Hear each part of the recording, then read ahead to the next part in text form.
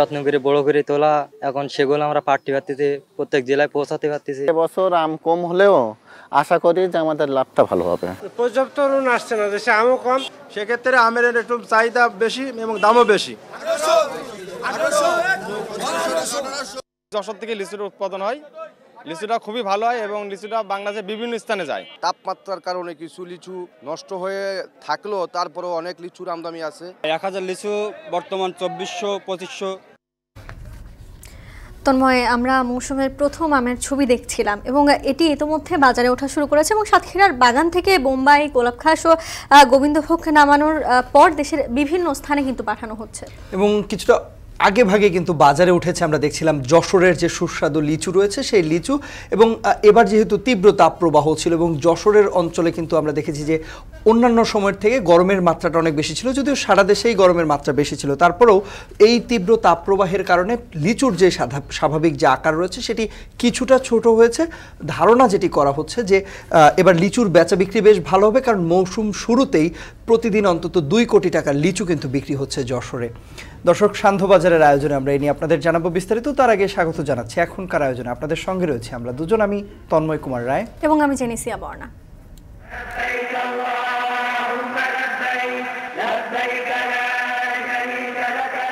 সবকিছু সার্বিক ব্যবস্থা আলহামদুলিল্লাহ খুবই ভালো। ডিজিটাল যে অনেক কিছু সিস্টেম আমাদের খুবই সহজ করে দিয়েছে। আমাদের কাছে যে প্যাকেজের মূল্য নিচ্ছে এটা আমার কাছে আসলে একটু বেশি বোধ হয়েছে। আমাদের গত পরশু দিনে ছিল প্রায় 13-14,000 15,000-এর মতো। এই একটু আগে আমরা দেখলাম অনলাইনে, আমরা পেলাম প্রায় 45,000-এর মতো আমাদের হয়ে গেছে।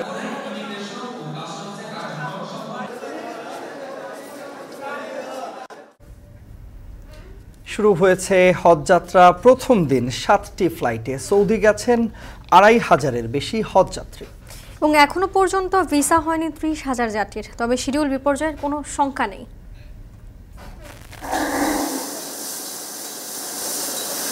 আমাদের বিজনেস নিয়ে আমরা খুবই ব্যস্ত থাকি, তার জন্য আপনার এই অ্যাগ্রোতে আসা। সেফ জায়গায় কিনে এখানে রাখবো এবং আমরা যথাসময় কুরবানির 1-2 দিন আগে নিয়ে কুরবানি করবো, এই উদ্দেশ্যে মূলত এখানে আসা। হাটের গরুটা কিন্তু লাইভ ওয়েট দিয়ে মাপা যায় না, আর এখানে লাইভ ওয়েট দিয়ে মাপা যায়, আমি ক্যালকুলেশন করতে পারি কিরকম হয় দামটা। প্রথমে এই দুইটা পড়ছে 1,60,000 করে, আর এইটা পড়ছে 1,55,000। 200 থেকে 400 কেজি লাইভ ওয়েটের যে গরুগুলো আছে এগুলো আপনারা 500 টাকা লাইভ ওয়েটে আমরা বিক্রি করছি। পশুর বাজারের চিত্র আমরা দেখছিলাম ডিজিটাল বাংলাদেশ, এবং ডিজিটালের যে সুবিধা রয়েছে সেটি কিন্তু পশুর বাজারেও এর আঁচ লেগেছে। বর্ণা, কোরবানি ঈদের এখনও বাকি প্রায় 1.5 মাসের মতো সময়, কিন্তু এরই মধ্যে কিন্তু শুরু হয়ে গেছে পশু বেচা কেনা।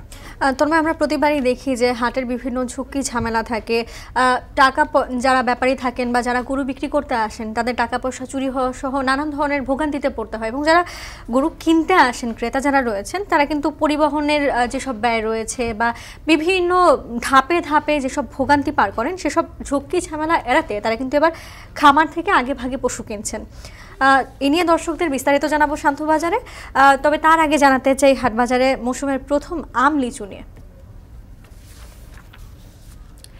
দেশের বাজারে উঠতে শুরু করেছে মৌসুমের প্রথম আম। সাতক্ষীরায় বাগান থেকে আম নামানো শুরুর পর থেকে ঝুড়িতে যাচ্ছে বড় বড় বাজারে, এরপর নিলামে বেচাকেনার পর নিয়ে যাওয়া হচ্ছে ঢাকাসহ অন্যান্য প্রান্তেও, দেশের অন্যান্য প্রান্তে। এসব নিয়ে যাচ্ছেন মূলত পাইকাররা, এবং জেলায় আমের বাজার 260 কোটি টাকার। প্রথম পর্যায়ে পাড়া হচ্ছে বোম্বাই, গোলাপখাস ও গোবিন্দভোগ।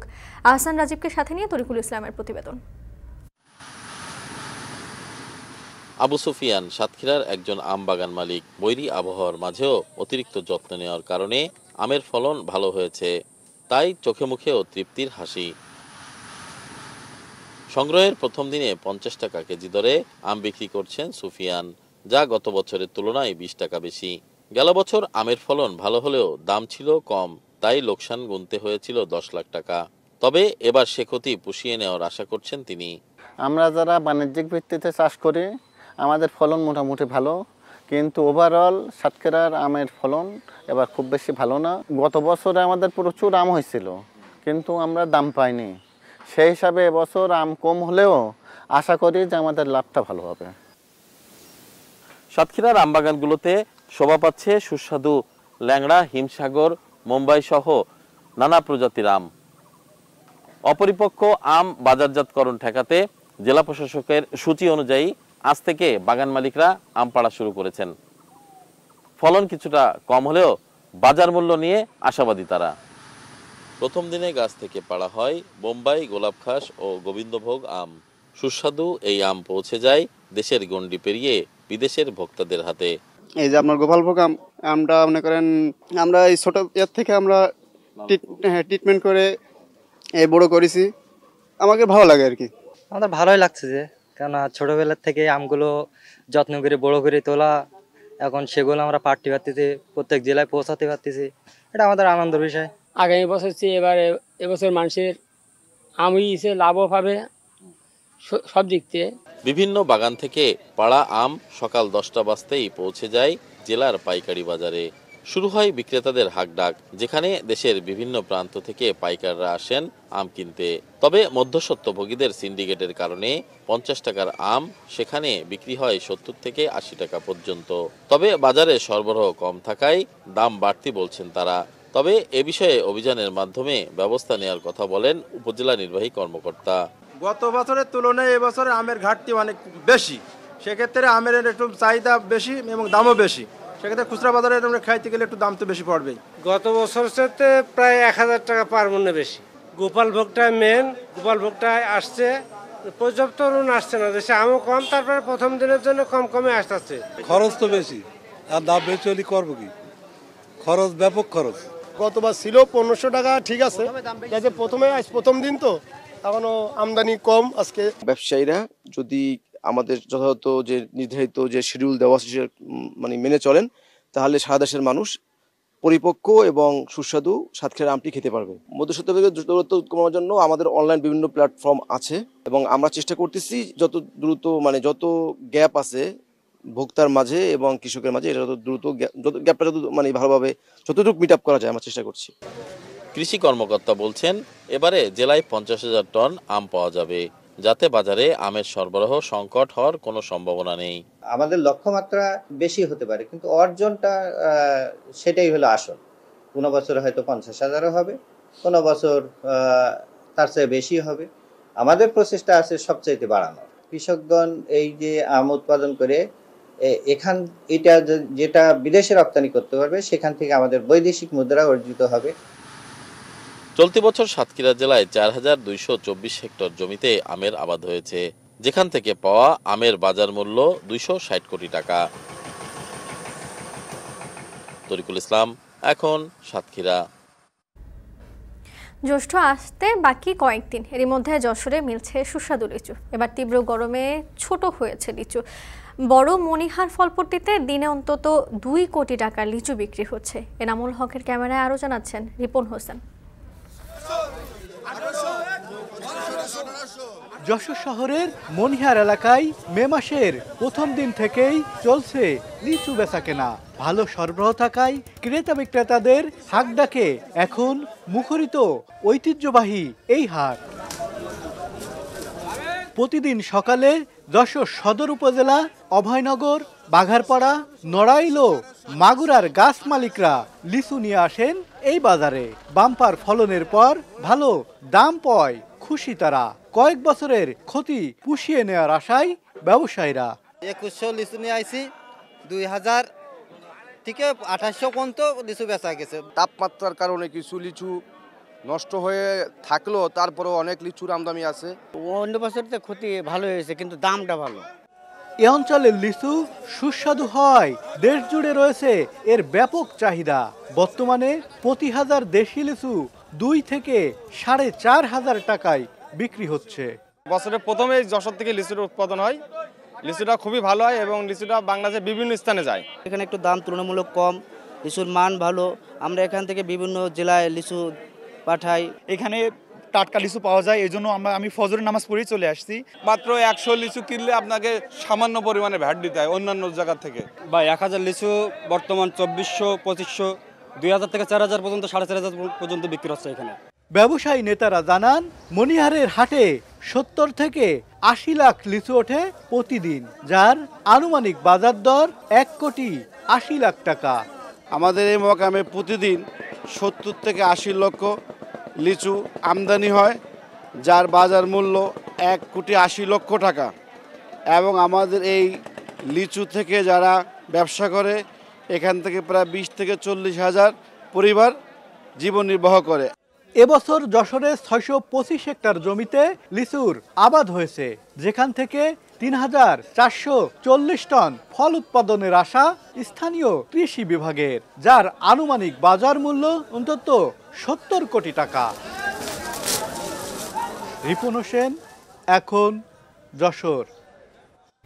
এবারে হজ যাত্রার খবর। বাংলাদেশের প্রথম হজ ফ্লাইট সৌদি আরবে পৌঁছেছে। 415 হজ যাত্রী নিয়ে বৃহস্পতিবার স্থানীয় সময় সকাল 11:30টায় জেদ্দায় অবতরণ করে বিমানের ফ্লাইট। বাংলাদেশ দূতাবাস ও এয়ারলাইন্সের সার্বিক ব্যবস্থাপনায় খুশি মুসল্লিরা। সৌদি আরব থেকে জাহাঙ্গীর আলম হৃদয়ের প্রতিবেদনে দেখুন বিস্তারিত।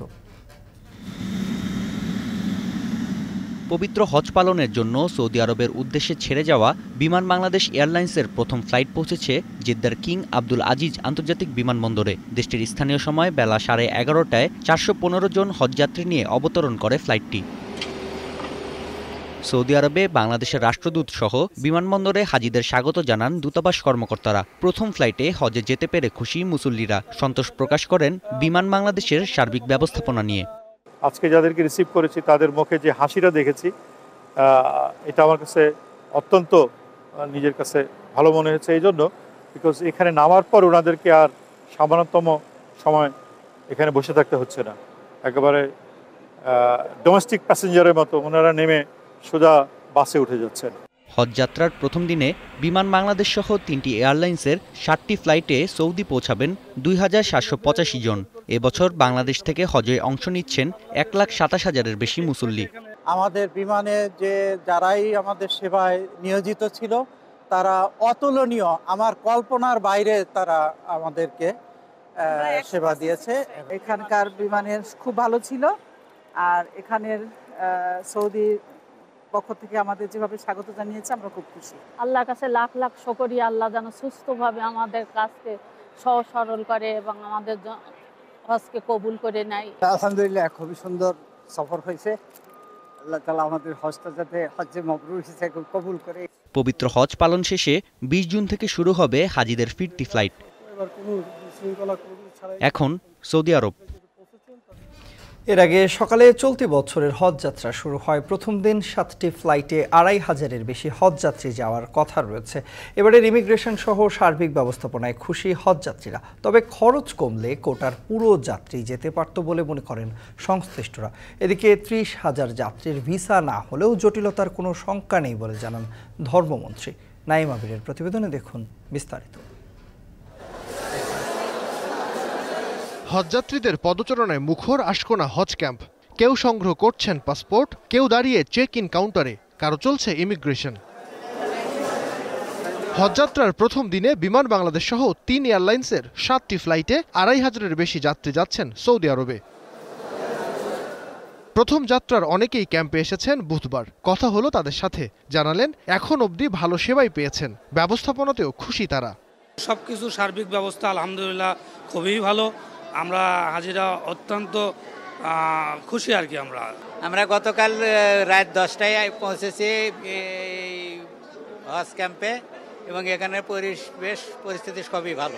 গতকাল এসেছি এবং এখানে আসার পর আমি সার্বিক দিক থেকে ইনশাল্লাহ সবকিছু ভালো দেখলাম, ভালো পেয়েছি।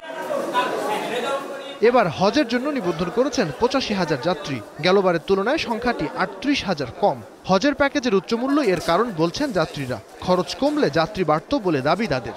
আমাদের কাছে যে প্যাকেজের মূল্য নিচ্ছে এটা আমার কাছে আসলে একটু বেশি বোধ হয়েছে।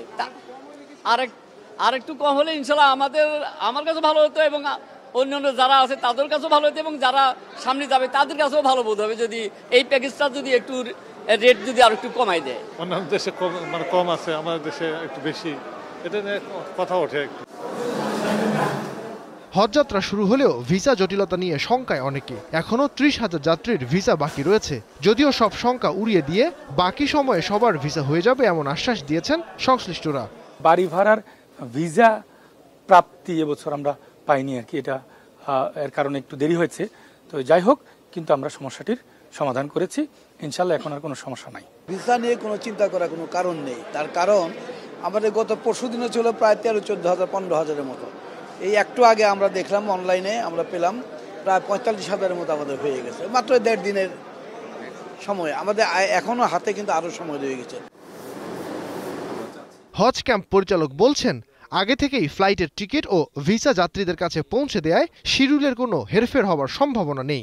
প্রত্যেক হজযাত্রী তাদের ভিসা সহই টিকিটের সাথে তারা কিন্তু উঠছেন। এই পর্যন্ত আমাদের কাছে যে তথ্য আছে তাতে যে ফ্লাইটগুলো আমাদের সামনে কামিং, সে কোনোটি ফ্লাইটে হজযাত্রীর ভিসা হয়নি, এরকম কোনো তথ্য আমরা পাইনি। প্রথম দিনের প্রথম ফ্লাইটে সৌদি এয়ারলাইন্সের হজযাত্রী ছিলেন 413 জন। পরে বিমান বাংলাদেশের ফ্লাইটে জেদ্দার উদ্দেশ্যে যাত্রা করেন 415 জন। চাঁদ দেখা সাপেক্ষে 16 জুন পবিত্র হজ, 10 জুন পর্যন্ত চলবে হজযাত্রী পরিবহন, 20 জুন থেকে ফিরতি ফ্লাইটে দেশে ফিরবেন হাজিরা। নাইমা বীর, এখন, ঢাকা। কোরবানির জন্য প্রস্তুত 1,30,00,000 গবাদি পশু। 1.5 মাস আগে থেকেই বিভিন্ন খামারে শুরু হয়েছে কোরবানির পশু বেচে কেনা। হাটের ঝামেলা এড়াতে খামার থেকে পশু কিনতে আগ্রহ বাড়ছে মানুষের। তবে পশু খাদ্য, ওষুধ সহ প্রয়োজনীয় পণ্যের দাম বেড়েছে কয়েকগুণ, যার প্রভাব পড়তে পারে কোরবানির বাজারে। ফখরুল ইসলামের ছবিতে আরও জানাচ্ছেন হাসিব বিল্লাহ। পবিত্র ঈদুল আজহার বাকি প্রায় 1.5 মাস, তবে এখনই শুরু হয়েছে কোরবানির পশু কেনা বেচা। ক্রেতা সমাগমে বড় খামারে এখন থেকেই হাটের চিত্র। কেরানীগঞ্জের শরীফ অ্যাগ্রোভেটে কোরবানির জন্য প্রস্তুত 3,000 গরু। এ খামার থেকে ইতোমধ্যে বিক্রি হয়েছে 5 শতাধিক ষাঁড়। প্রতিদিনই পশু কিনতে আসছেন রাজধানী ও আশেপাশের ক্রেতা। পরিবারের সদস্যদের নিয়ে দল বেঁধে আসা ক্রেতারা সময় নিয়ে পশু যাচাই বাছাই করার পর্যাপ্ত সময় পান, তাই হাটের ভিড় এড়াতে খামারি তাদের স্বাচ্ছন্দ্য। হাটের গরুটা কিন্তু লাইভ ওয়েট দিয়ে মাপা যায় না, আর এখানে লাইভ ওয়েট দিয়ে মাপা যায়, আমি ক্যালকুলেশন করতে পারি কীরকম হয় দামটা। আমাদের বিজনেস নিয়ে আমরা খুবই ব্যস্ত থাকি, তার জন্য আপনার এই অ্যাগ্রোতে আসা। এই হাটে যে আপনার মনে করেন এই কাদা ধুলোবালি, প্রথমে এই দুইটা পড়ছে 1,60,000 করে, আর এইটা পড়ছে 1,55,000। এই তিনটা করে আমরা সর্বশেষ ফাইনাল করছি। সেফ জায়গায় কিনে এখানে রাখবো এবং আমরা যথাসময় কুরবানির 1 দিন 2 দিন আগে নিয়ে কুরবানি করবো, এই উদ্দেশ্যে মূলত এখানে আসা। কেনা গরু ঈদ পর্যন্ত খামারেই পালন করা হয়। এ সময় তার খরচসহ দাম নির্ধারণ হয়। কোনো দিন 20টা, কোনো দিন 35টা, এইভাবে আমাদের প্রতিদিন সোল্ড হচ্ছে। তো আমরা এবারও আশা করতেছি গতবারের ন্যায় এবারও আমরা মিনিমাম 15 থেকে 20 দিন আগে 100% সোল্ড করে দিতে পারবো। আজকে যদি সে বুকিং করে, যে দামটা তার সাথে আমার ফিক্সড হবে, একদম ডেলিভারিটা শুধু তার নিজের, বাকি সব খরচ আমাদের কোম্পানি বহন করবে। বিভিন্ন খামারে ওজন মাপার ব্যবস্থা থাকে, তাই গবাদি পশুর ওজন অনুযায়ী দরদামের সুযোগ থাকে ক্রেতার। 200 থেকে 400 কেজি লাইভ ওয়েটের যে গরুগুলো আছে এগুলো আপনারা 500 টাকা লাইভ ওয়েটে আমরা বিক্রি করছি, এবং 400 থেকে 500 কেজি লাইভ ওয়েটের যে গরুগুলো আছে এগুলো আমরা 550 টাকা, এবং 500 থেকে 600 কেজি লাইভ ওয়েটের যে গরুগুলো আছে এগুলো আমরা 600 টাকা লাইভ ওয়েটে বিক্রি করতেছি। গরু কেনার পরে ফ্যামিলি যদি কোনো মেম্বার দেখতে চায়, ওরা সাধারণত দেখতেই চায়, তো আমরা নিয়ে আসি। তো ওই মজাটাই করে আর কি বাচ্চারা স্পেশালি। তো ওই সেলিব্রেশন করার জন্যই আগে থেকে গরু কেনা। ঈদুল আজহা উপলক্ষে দেশে কোরবানিযোগ্য গবাদি পশুর সংখ্যা প্রায় 1,30,00,000, গত বছর থেকে যা প্রায় 5 লাখ বেশি। তীব্র গরমের কারণে সব গবাদি পশু খাদ্য গ্রহণ কমিয়ে দিয়েছে, যার প্রভাব পড়ছে ওজনে। 1 মাসের ব্যবধানে এসব গবাদি পশুর ওজন কমেছে প্রায় 30 থেকে 50 কেজি পর্যন্ত। এদিকে এদের লালন পালনে খরচ বাড়ছে খামারিদের। পশু ঠান্ডা রাখতে দিনরাত বৈদ্যুতিক পাখা চালুর পাশাপাশি দৈনিক কয়েকবার গোসলে বাড়ে বিদ্যুৎ বিল। এ সময় বেড়েছে ভ্যাকসিন ও ওষুধের খরচও। তবে 2 বছরের ব্যবধানে গোখাদ্যের দাম বেড়েছে প্রায় দ্বিগুণ। গরু মোটাতাজা করতে ধানের কুড়া, গমের ভুসি, বুটের ভুসি, খেসারি ভুসি, মসুর ভুসি, ভুট্টা, ফ্যাটেনিং ফিডসহ সব দানাদার খাদ্যের দাম প্রান্তিক খামারির নাগালের বাইরে। যত মাল আছে সম্পূর্ণ মালের দামই ডাবল হয়ে গেছে, ডাবল। 2 বছরের ব্যবধানে ডাবল হয়ে গেছে।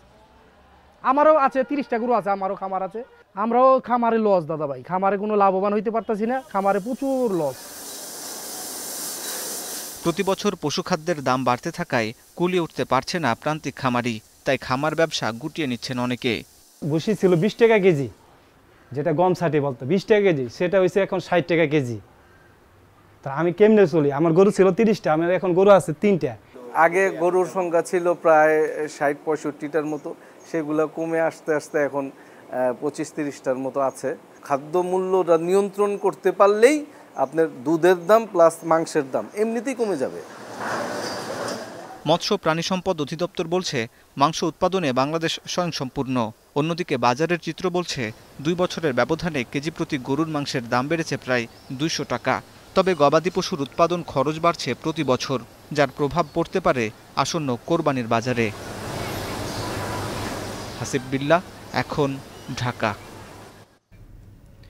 ভবিষ্যতে নিজের নামে আর কোনো প্রকল্পের অনুমোদন দেবেন না প্রধানমন্ত্রী শেখ হাসিনা।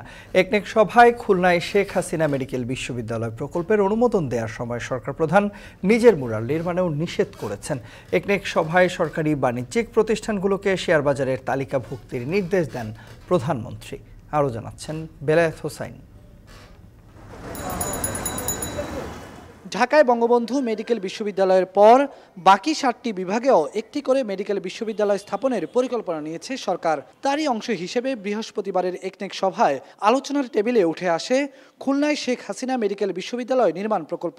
এর জন্য ভূমি অধিগ্রহণ ও অবকাঠামো নির্মাণে 1874 কোটি টাকার প্রকল্প অনুমোদন দিয়েছে জাতীয় অর্থনৈতিক পরিষদের নির্বাহী কমিটি। কিন্তু নিজ নামে মেডিকেল বিশ্ববিদ্যালয়ের নামকরণ করায় একনেক সভায় উষ্মা প্রকাশ করেন প্রধানমন্ত্রী শেখ হাসিনা। একনেক পরবর্তী সংবাদ সম্মেলনে পরিকল্পনা সচিব জানান, ভবিষ্যতে নিজের নামে কোনো প্রকল্পের অনুমোদন দিবেন না বলে একনেক সভায় সাফ জানিয়েছেন প্রধানমন্ত্রী। এমনকি নিজের নামের মুরাল নির্মাণেও নিষেধ করে দিয়েছেন তিনি। মাননীয় প্রধানমন্ত্রী বললেন ওনার 2টা অবজারভেশন আছে এই বিষয়ে। প্রথমত হচ্ছে শেখ হাসিনা নামটা বাদ দিতে হবে এবং মুরাল যেটি আছে সেটা বাদ দিয়ে এই মুরালের টাকাটা অন্য জায়গায় খরচের ব্যবস্থা করতে হবে। এবং কিন্তু মাননীয় প্রধানমন্ত্রী অনেকবার আমাদেরকে বলেছিলেন, সেখানে মাননীয় মন্ত্রীরা ওনাকে বোঝানোর চেষ্টা করেছেন যে এটি বাদ দেওয়া হলে এখন আইন পরিবর্তন করতে হবে। ইতিমধ্যে জাতীয় সংসদে আইনটি পাশ হয়ে গেছে এবং এই বিষয়ে মাননীয় প্রধানমন্ত্রী একটু উষ্মা প্রকাশ করেছেন ওনার নাম ব্যবহারের ক্ষেত্রে এবং ভবিষ্যতে বলেছেন যে এই মাননীয় প্রধানমন্ত্রীর নাম ব্যবহারে উনি অনুমতি দিবেন না। এছাড়া চীন ও বাংলাদেশের যৌথ অর্থায়নে ঢাকার পর চট্টগ্রামেও বার্ন ইউনিট নির্মাণের উদ্যোগ নিয়েছে সরকার। এর জন্য একনেক সভায় 284 কোটি টাকার প্রকল্প অনুমোদন দেওয়া হয়। সব মিলিয়ে 5563 কোটি টাকা ব্যয়ে 10টি প্রকল্পের অনুমোদন দিয়েছে একনেক। প্রথম ঢাকার বাইরে একটি বার্ন ইউনিট স্থাপন করা। বার্ন ইউনিট ঢাকার বাইরে এর আগে হয়নি, এই প্রথম চিটাগংয়ে আমরা একটা বার্ন ইউনিট স্থাপন করা অনুমোদন দিয়েছি। এদিকে সরকারি যেসব বাণিজ্যিক প্রতিষ্ঠান রয়েছে সেগুলোকে শেয়ার বাজারের তালিকাভুক্ত করতে একনেক সভায় অনুশাসন দিয়েছেন সরকার প্রধান। এক্ষেত্রে প্রাধান্য পাবে সক্ষম প্রতিষ্ঠানগুলো। আমাদের যে শেয়ার বাজারে আমাদের যে কোম্পানিগুলি আছে, সরকারি কোম্পানিগুলি আছে, সেগুলি যেন শেয়ার বাজারে অন্তর্ভুক্ত হয়। অর্থ মন্ত্রণালয় উনি অর্থ বিভাগে এই বিষয়ে কাজ করার জন্য অনুশাসন দিয়েছেন। প্রতিটি একনেক সভাতেই প্রকল্প বাস্তবায়নের ধীর গতি নিয়ে গুরুত্বের সঙ্গে আলোচনা হয়। এবারের একনেক সভায়ও আলোচনার টেবিলে উঠে আসে প্রসঙ্গটি। একনেক পরবর্তী সংবাদ সম্মেলনে পরিকল্পনা মন্ত্রী বলেন, অনেক ক্ষেত্রে ভূমি অধিগ্রহণের জটিলতায় প্রকল্প বাস্তবায়নে সময় বেড়ে যায়। বেলায়েত হোসাইন, এখন, ঢাকা। চট্টগ্রামে দুর্ঘটনা কবলিত বিমান বাহিনীর প্রশিক্ষণ বিমানের পাইলট নিহত হয়েছেন।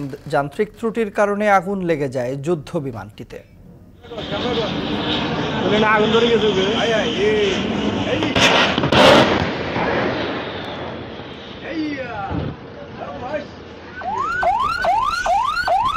বিমানটা পড়ছে হয়তো 10টা সাড়ে 10টার দিকে, দক্ষিণ দিকের থেকে আগুন ধরে আসছে। আগুন ধরে এসে এই সবুজ বয়াটা বরাবর গিয়ে ওটা আগুন ধরে ফুটে পড়ছে নদীর মধ্যে। আমরা যখন দেখতেছি যে পাইলট 2টা প্যারাশুট দিয়ে নামতেছে, ওরা নামার পর নদীতে পড়ে গেছে। আমরা তাৎক্ষণিক 2টা বোট ঘাট থেকে ভাড়াইছি। কাছাকাছি আসার পর যান্ত্রিক ত্রুটি দেখা যাচ্ছে শব্দ হয়েছে, শব্দ হওয়াতে বিমানটা নিচে ডুবে গেছে আর পাইলট ইজেক্ট করে প্যারাশুট দিয়ে উপরে উঠে গেছে আর ওই বিমানটা নিচে পানির নিচে চলে গেছে। জানাবো বিমান দুর্ঘটনার খবর, তবে তার আগে যাচ্ছি একটা ছোট্ট বিরতিতে। ফিরছে একটু পর, সাথেই থাকুন।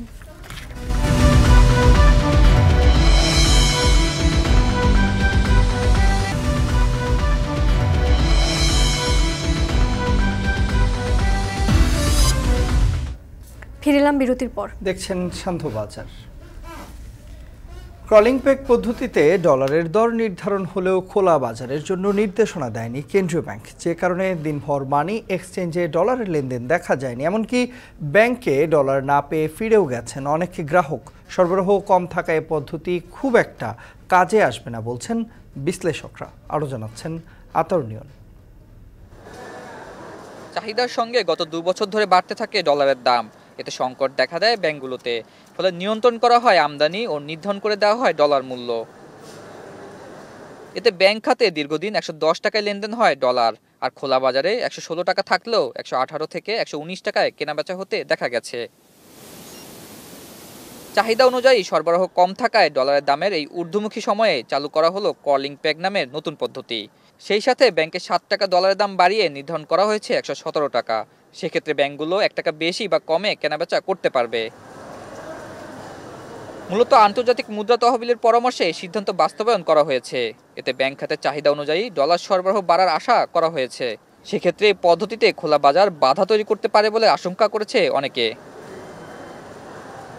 ব্যাংকের দাম নির্ধারণ করে দিলেও খোলা বাজারের জন্য কোনো নির্দেশনা দেয়নি কেন্দ্রীয় ব্যাংক, যে কারণে বৃহস্পতিবার সকাল থেকে মানি এক্সচেঞ্জ প্রতিষ্ঠানগুলোতে ডলার লেনদেন বন্ধ দেখা গেছে।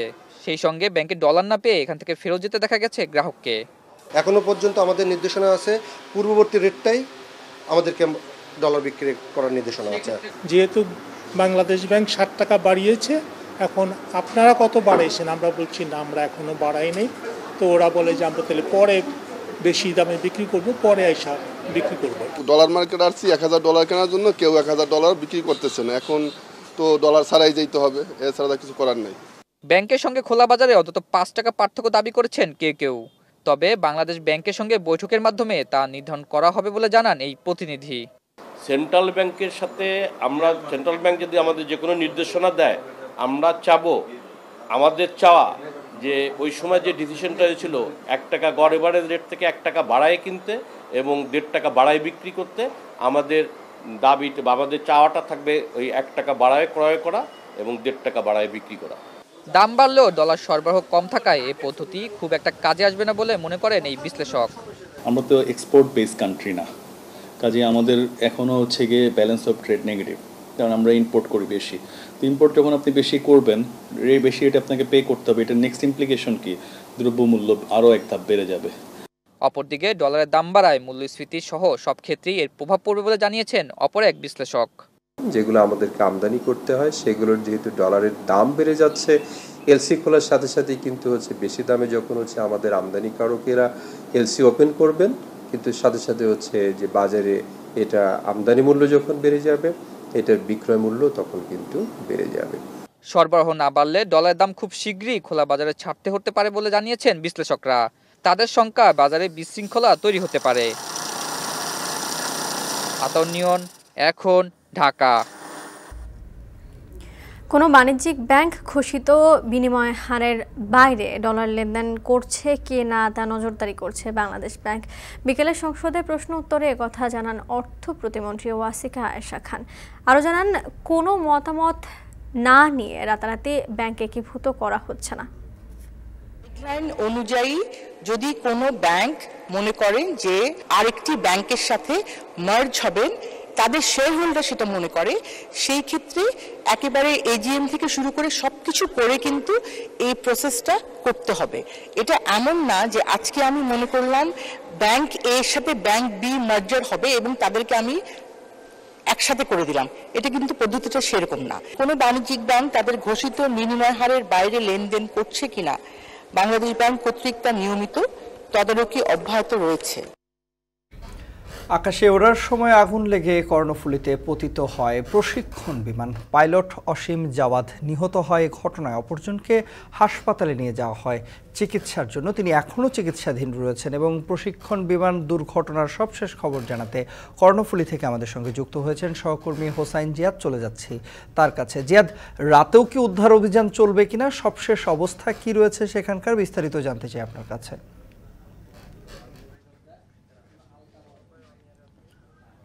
তন্ময়, সকালে দুর্ঘটনার পর এখন সন্ধ্যা পেরিয়ে প্রায় রাত এবং এখনও পর্যন্ত কিন্তু উদ্ধার কার্যক্রম চলছে। নৌবাহিনীর যেসব অত্যাধুনিক জাহাজ রয়েছে সেই অত্যাধুনিক বোটগুলোর পাশাপাশি চট্টগ্রাম বন্দরের দুটি জরিপ জাহাজ আমরা দেখেছি, যেগুলো অত্যাধুনিক সাউন্ড সিস্টেম এবং ক্যামেরা সম্বলিত, যেটি পানির তলদেশে যে কোনো ধরনের বস্তু শনাক্ত করতে সম্ভব।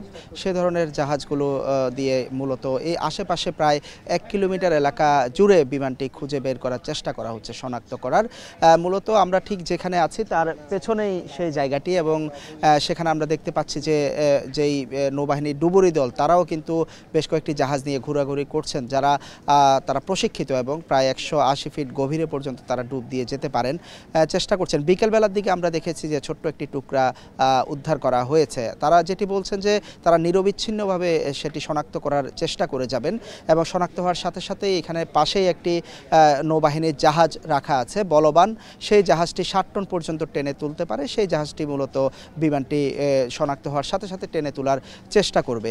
তবে রাত কতক্ষণ পর্যন্ত ঠিক উদ্ধার কাজ চলবে সেটি এখনও পর্যন্ত আমরা জানতে পারিনি। তারা বলছেন যে সেটি যদি প্রথম দিনের মতো সমাপ্ত হয় সেটি সংবাদ মাধ্যমকে জানানো হবে। আরেকটি বিষয় জানিয়ে রাখি, যিনি নিহত হয়েছেন স্কোয়াড্রন লিডার, তার জানাজা রাত 9টায় আসলে অনুষ্ঠিত হবে এখানে বিমান বাহিনীর যে ঘাঁটি জহুরুলক ঘাঁটি সেখানে।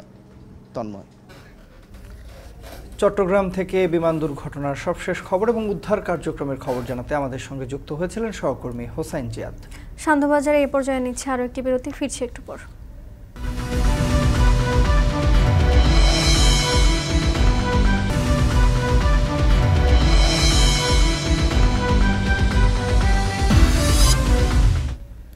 ফিরে এলাম বিরতির পর। আবারও স্বাগত সান্ধ্যবাজারে। রপ্তানি বাণিজ্যে গুরুত্বপূর্ণ অবদানে 184 ব্যবসায়ীকে সিআইপি হিসেবে স্বীকৃতি দিল বাণিজ্য মন্ত্রণালয়। এর মধ্যে 140 জনকে রপ্তানির জন্য এবং 44 জন ব্যবসায়ীকে ট্রেড সিআইপিতে ভূষিত করা হলো। এদিকে দ্বিপাক্ষিক বাণিজ্য বাড়াতে ইতিমধ্যে সরকার উদ্যোগ নিয়েছে বলে জানান বাণিজ্য প্রতিমন্ত্রী। আরও জানাচ্ছেন মুন্নাফ রশিদ। দেশের শীর্ষ রপ্তানি খাত তৈরি পোশাক। গেল অর্থবছরে এই খাত থেকে রপ্তানি আয় এসেছে 4,699 কোটি 16 লাখ মার্কিন ডলার। রপ্তানি উন্নয়ন ব্যুরোর তথ্য বলছে, তৈরি পোশাক সহ দেশ থেকে 30 ক্যাটাগরির 57 ধরনের বেশি পণ্য রপ্তানি করে বাংলাদেশ। সব মিলিয়ে 200-এর বেশি দেশে 750-টির বেশি পণ্য রপ্তানি করে গেল 2022-23 অর্থ বছরে আয় হয়েছে 5,555 কোটি 87 লাখ ইউএস ডলার। রপ্তানির মাধ্যমে যারা দেশের অর্থনীতির চাকা সচল রেখেছেন তাদের জন্য বাণিজ্য মন্ত্রণালয়ের আয়োজন। 2022 সালে রপ্তানি বাণিজ্যে গুরুত্বপূর্ণ অবদান রাখায় 184 জন ব্যবসায়ীকে কমার্শিয়াল ইম্পর্টেন্ট পার্সন বা সিআইপি হিসেবে স্বীকৃতি দিল বাণিজ্য মন্ত্রণালয়। এর মধ্যে 140 জনকে রপ্তানির জন্য এবং 44 ব্যবসায়ী নেতাকে ট্রেড সিআইপি সম্মানে ভূষিত করা হলো। এই স্বীকৃতি ব্যবসাকে আরও ত্বরান্বিত করবে বলে জানান সিআইপি ব্যবসায়ীরা। সিআইপি যারা পান তাদের যে সুযোগ সুবিধা যেটা দেওয়া হয় সেটা অনেক বাণিজ্য বান্ধব, এবং এটা অবশ্যই it's an inspiration to receive an honour from the state like this. এটি একটি অত্যন্ত মহৎ উদ্যোগ এই কারণে, কারণ আমাদের মধ্যে এটি একটি কম্পিটিশন তৈরি করে, আমাদের মধ্যে সহযোগিতার একটা খাত তৈরি করে। বছরের প্রথম থেকে যাতে আমরা এক্সপোর্ট ঠিক মতো করতে পারি, এক্সপোর্ট বাড়াতে পারি। রপ্তানিকে আরও গতিশীল করতে ব্যবসা বান্ধব পরিবেশ তৈরির জন্য সরকারের প্রতি আহ্বান জানান এফবিসিসিআই সভাপতি। এছাড়াও অগ্রাধিকার ভিত্তিতে ব্যবসায়ীদের গ্যাস ও বিদ্যুৎ সরবরাহ করার দাবি তার।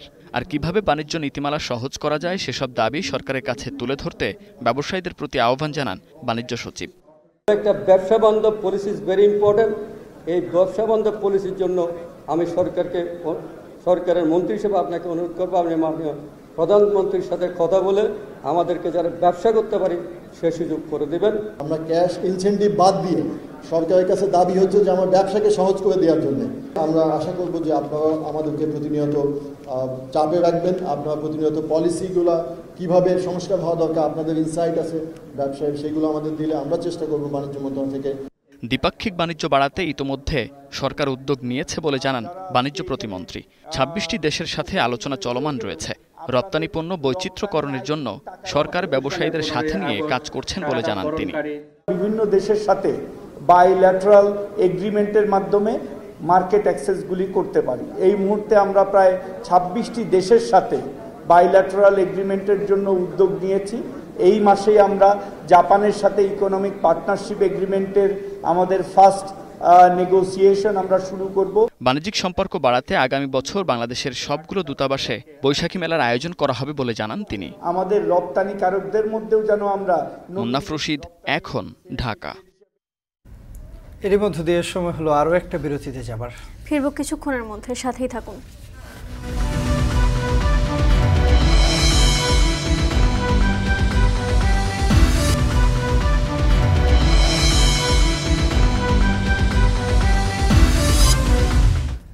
ফিরে এলাম বিরতির পর। দেখছেন শান্ত বাজার।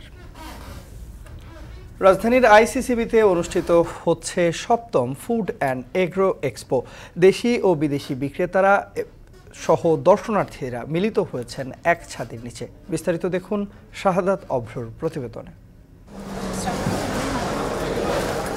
রোগ প্রতিরোধ ক্ষমতা বাড়িয়ে দীর্ঘস্থায়ী রোগ থেকে মুক্তি পেতে অনেকেরই পছন্দ রাসায়নিক বা কেমিক্যাল মুক্ত খাবার। তাই দেশি চাল, চিনি, তেল কিংবা বান্দরবানের পুষ্টিকর বাদামের স্টলে বেড়েছে ভিড়। কাজু বাদামের রগুলো বাইরে এক্সপোর্ট হইতো, কিন্তু আমরা দেখছি যে বাইরে যে রটা এক্সপোর্ট হয় এই রটা আমাদের দেশে রাখে, আমরা একে প্রসেসিং করে আমরা মার্কেটিংটা করবো আর কি। দেখতে পারছি কোন ধরনের প্রোডাক্ট আর নিউ লঞ্চ যে প্রোডাক্টগুলো হচ্ছে সেগুলো এখানে আসছে, সে প্রোডাক্ট আমরা জানতে পারছি। বাংলাদেশ সহ ৩০টির বেশি দেশ থেকে ৩০০-র বেশি কোম্পানি এসেছে এই মেলায়। দর্শনার্থীরা ঘুরে দেখছেন ফুড স্টল ও দেশি বিদেশি নতুন সব পণ্য। কেউ এসেছে নতুন পণ্যের সাথে পরিচিত হতে, আবার কেউ এসেছে যেসব পণ্য দেশে পাওয়া যায় না তা কিনতে। এসেছে বিদেশি দর্শনার্থীরাও। I hope there is a fruitful trip here that we can see new technology, new innovation here. কৃষিভিত্তিক প্রযুক্তির সমাহার মিলছে এখানে। আধুনিক মাড়াই করার যন্ত্র থেকে শুরু করে আছে খামারে ব্যবহারের জন্য আধুনিক ও কৃষক বান্ধব প্রযুক্তি। আমদানি নির্ভরতা কমিয়ে দেশে তৈরি হচ্ছে কৃষিকাজের নানা যন্ত্র। নির্মাতারা বলছেন ভালো সাড়া মিলছে। মাছের ভাসমান ফিড তৈরি করা, মাছের ডুবন্ত ফিড তৈরি করা, গরু ছাগলের তৈরি করা, মুরগির ফিড তৈরি করা, সেই সাথে পাবেন গুঁড়া করার মেশিন, শামুক ভাঙা মেশিন, ধান ভাঙানো মেশিন।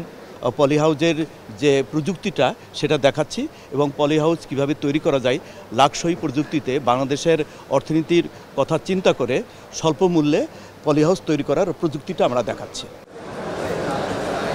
স্বাস্থ্যসেবার অত্যাধুনিক প্রযুক্তি নিয়ে এসেছে অনেক বিদেশি কোম্পানি। সারা দেশে নতুন প্রযুক্তি ছড়িয়ে দিতে চান তারা। এ খাতে পিছিয়ে নেই দেশি নির্মাতারাও। নতুন প্রযুক্তি নিয়ে তারাও এসেছেন এই মেলায়। The visitors, I think, is really excited to see the hospital equipment, especially this one, because they have the weighing scale, and it's really kind of new. কৃষিতে যে ধরনের লাইভস্টক এবং পোল্ট্রিতে আমরা যেভাবে উন্নত লাভ করছি মাননীয় প্রধানমন্ত্রীর নির্দেশে আমরা ডিজিটাল বাংলাদেশ করেছি। স্মার্ট বাংলাদেশ গড়তে হলে আমাদের নিরাপদ খাদ্যেরও যেমন প্রয়োজন, তেমন পুষ্টিসম্মত খাদ্যেরও প্রয়োজন।